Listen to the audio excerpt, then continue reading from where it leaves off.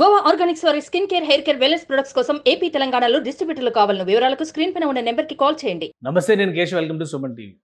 ఆంధ్రప్రదేశ్లో ఎన్నికల తేదీలు సమీపం అవుతున్న కొద్దీ రాజకీయ వేడి రాజుకుంటోంది. ఇక కడప జిల్లా రాజకీయం ప్రతి ఒక్కరిని ఆకర్షిస్తున్నటువంటి పరిస్థితి.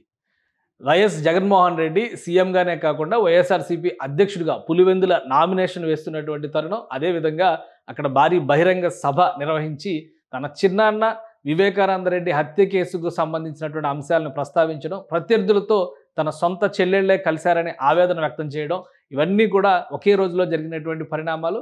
ఆ తర్వాత ఇమీడియట్గానే వివేకానందరెడ్డి భార్య సౌభాగ్యమ్మ ఒక లేఖ రిలీజ్ చేయడం ఇప్పుడు ఆసక్తికరంగా మారింది. వివేకానందరెడ్డి హత్యకి కారకులైనటువంటి వాళ్ళు ఎవరో ప్రజలందరికీ తెలుసు అని ఒకవైపు జగన్మోహన్ రెడ్డి గారు మాట్లాడుతుంటే, మరోవైపు నుంచి సౌభాగ్యమ్మ రాసినటువంటి లెటర్ జగన్మోహన్ రెడ్డిని టార్గెట్ చేస్తూ న్యాయం చేయాలనేటువంటి ప్రతిపాదన చేస్తూ ఆమె రాసినటువంటి లెటర్ ఇప్పుడు ఆసక్తికరంగా మారింది. అసలు సౌభాగ్యమ్మ ఈ లెటర్లో ఏం రాశారు, ఏ అంశాలను ప్రస్తావించారో ఒకసారి పరిశీలించేటువంటి ప్రయత్నం చేద్దాం. వైఎస్ వివేకానందరెడ్డి హత్యకి సంబంధించి 2019 ఎలక్షన్ సమయంలో కూడా ఒక మేజర్ ఎజెండాగా ఆంధ్రప్రదేశ్లో వినిపించినటువంటి అంశం అయితే ఎలక్షన్స్ ముందర నోటిఫికేషన్ వచ్చిన తర్వాత జరిగినటువంటి హత్య అయినటువంటి తరుణంలో అక్కడ జరిగినటువంటి పరిణామాలు, ఈక్వేషన్స్ అన్నీ కూడా ఓవరాల్గా ఎన్నికల ఫలితాలను కూడా ప్రభావితం చేసేటువంటి అంశాలు కనిపించాయి. కానీ ఇప్పుడు జరుగుతున్నటువంటి పరిణామాలు పూర్తిగా సిబిఐ కేసు విచారణ జరిపిన తర్వాత అందులో ఉన్నటువంటి ప్రధాన అంశాలన్నీ కూడా బయటకు వచ్చిన తర్వాత జరిగినటువంటి ఈ నేపథ్యం. అలానే వైఎస్ ఫ్యామిలీకి సంబంధించి షర్మిల కడప బరిలో నిలవడం అనేది కూడా ఇప్పుడు ఆసక్తికరంగా మారింది. సో సౌభాగ్యం రాసినటువంటి లెటర్ చూద్దాం. ఇది డాక్టర్ వైఎస్ రాజశేఖర రెడ్డి కుమారుడు, ఆంధ్రప్రదేశ్ రాష్ట్రానికి ముఖ్యమంత్రిగా రాష్ట్ర రాజకీయాలను శాసిస్తున్న జగన్మోహన్ రెడ్డికి మీ చిన్నమ్మ సౌభాగ్యమ్మ ఆవేదనతో రాస్తూ తెలియజేయడం. 2009వ సంవత్సరంలో తండ్రిని కోల్పోయినప్పుడు నీవు ఎంత మనోవేదన అనుభవించావో 2019లో నీ చెల్లి సునీత కూడా అంతే ఆవేదన అనుభవించింది. అప్పటి నుంచి ఇప్పటి వరకు జరిగిన పరిణామాల్లో మమ్మల్ని ఎక్కువగా బాధపెట్టిన విషయం మన కుటుంబంలోని వారే ఈ హత్యకు కారకులు కావడం. అంటే ఇక్కడ మరొకసారి చాలా క్లియర్గా సునీత చేస్తున్నటువంటి ఆరోపణలకి, షర్మిల చేస్తున్నటువంటి ఆరోపణలకి బలం చేకూర్చే విధంగా సౌభాగ్యమ్మ చేసినటువంటి ఆరోపణ ఇది. మన కుటుంబంలోని వారే ఈ హత్యకు కారకులు కావడం అనేటువంటి అంశాన్ని ఆమె హైలైట్ చేస్తూ చెప్పారు. ఎందుకంటే ఇప్పటి వరకు అంటే ఈ సభలో మాట్లాడినటువంటి విషయంలో కూడా జగన్మోహన్ రెడ్డి గారు చాలా క్లియర్గా చెప్పినటువంటి అంశం, పూర్తిగా వైఎస్ అవినాష్ రెడ్డికి సంబంధం లేనటువంటి వ్యవహారం ఇది. ఉద్దేశపూరితంగా కొంతమంది ఈ అంశంలో వైఎస్ అవినాష్ రెడ్డి పేరును ఇరికించే ప్రయత్నం చేస్తున్నారనేటువంటి విమర్శ జగన్మోహన్ రెడ్డి చేశారు. కానీ దానికి భిన్నంగా ఆయన మాట్లాడినటువంటి కొద్ది నిమిషాల సమయంలోనే ఈ లేఖ రిలీజ్ చేశారు. అలానే హత్యకు కారకులైన వాళ్లకు నువ్వు రక్షణగా ఉండటం అనేది మాకు బాధ కలిగించేటువంటి విషయం అంటూ ప్రస్తావించారు. నిన్ను సీఎంగా చూడాలని ఎంతో తప్పించిన చిన్నానని ఈ విధంగా నీ పత్రికలు, నీ టీవీలు, నీ సోషల్ మీడియా, నీ పార్టీ వర్గాలు తీవ్ర రూపంలో మాటల్లో చెప్పలేని విధంగా హననం చేయించడం ఇది మీకు తగునా? ఒక ప్రశ్న.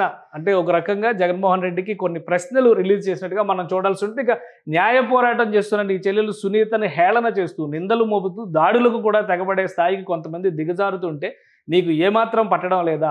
సునీతకు మద్దతుగా నిలిచి పోరాడుతున్న షర్మిలను కూడా టార్గెట్ చేస్తుంటే నీవు నిమ్మకు నీరెత్తినట్టు ఉండడం ఏమిటి? ఇవన్నీ కూడా జగన్మోహన్ రెడ్డి గారికి ఫ్యామిలీకి సంబంధించినటువంటి ఇష్యూ అయినప్పటికీ కూడా జగన్మోహన్ రెడ్డి గారికి నేరుగా సంధిస్తున్నటువంటి ప్రశ్నలుగా మనం చూడాల్సి ఉంటుంది. కుటుంబ సభ్యునిగా కాకపోయినా రాష్ట్ర ముఖ్యమంత్రిగా అయినా ఇదేనా నీ కర్తవ్యం? అలానే ఇంకా బాధ కలిగించే విషయం, హత్యకు కారకులైన వారికి మరలా ఎంపీగా పోటీ చేసేటువంటి అవకాశం కల్పించడం సమంజసమా? ఇటువంటి దుశ్చర్యలు నీకు ఏమాత్రం మంచిది కాదు, తగినది కాదు అనేటువంటి మాటని ఇక్కడ ప్రస్తావించారు. అది విన్నవించుకుంటున్నారంటే ఒక విజ్ఞప్తి చేస్తున్నట్టుగానే చెప్పారు.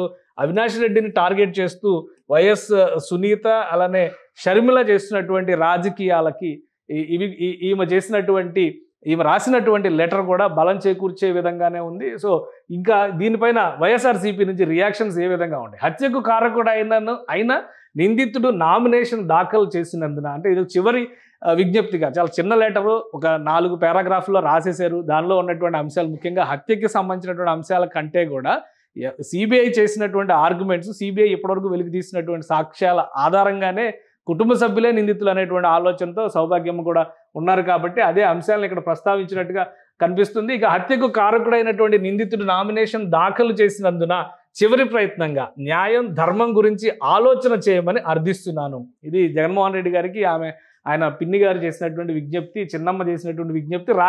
ద్వేషాలకు అతీతంగా పరిపాలన చేస్తానని ప్రమాణ స్వీకారం చేసిన రాష్ట్ర ముఖ్యమంత్రిగా న్యాయం ధర్మం నిజం వైపు నిలబడమని నేను కోరుకుంటున్నాను. ఇట్లు మీ చిన్నమ్మ సౌభాగ్యమ్మ అనే పేరుతో ఈ లెటర్ రిలీజ్ చేశారు. ఇది మొత్తం లెటర్లో ఉన్నటువంటి అంశం చాలా సింపుల్ పాయింట్స్, ఒక 4-5 అంశాలుగానే ప్రస్తావించారు. అలానే దీనికి సంబంధించినటువంటి విషయాలను కూడా ముఖ్యంగా ఈ విషయంలో అవినాష్ రెడ్డిని టార్గెట్ చేస్తూ వైఎస్ ఫ్యామిలీలో కీలకమైనటువంటి అంశాలు. ఇది వైఎస్ ఫ్యామిలీ అంటేనే రాష్ట్ర రాజకీయాల్లో ఒక బలమైనటువంటి ఫ్యామిలీ అనేటువంటి ముద్ర ఉంటుంది. అందులో ఆ ఫ్యామిలీలోని వ్యక్తులే వివేకానంద రెడ్డి హత్యకి కారణం అనేటువంటి మాటని సౌభాగ్యమ్మ కూడా నమ్ముతున్నట్టుగా ఈ లెటర్ ద్వారా అర్థమవుతుంది. ఇక వైఎస్ఆర్సీపీ నాయకత్వం దీనిపైన ఏ విధంగా రియాక్ట్ అవుతుంది, అలానే అసలు ఈ కేసుకు సంబంధించినటువంటి అంశాలని రాజకీయాల్లో ప్రస్తావించొద్దు అనేటువంటి మాటనే కడప కోర్టు ఒక డైరెక్షన్ ఇచ్చింది. అయితే అందులో కొంతమంది నిర్దిష్టమైన వ్యక్తుల పేర్లు అందులో ప్రస్తావించారు. ఇప్పుడు జగన్మోహన్ రెడ్డి గారు ఈ ప్రస్తావన చేసిన తర్వాత సౌభాగ్యమ్మ రాసినటువంటి లెటర్ ఏ విధంగా మారబోతుంది, దీనిలో న్యాయపరమైన చిక్కులు ఏమైనా ఎదురవుతాయా వేచి చూడాలి. సుమన్ టీవీలో మీ పర్సనల్ అండ్ బిజినెస్ ప్రమోషన్స్ కోసం కింది నెంబర్కి కాంటాక్ట్ చేయండి.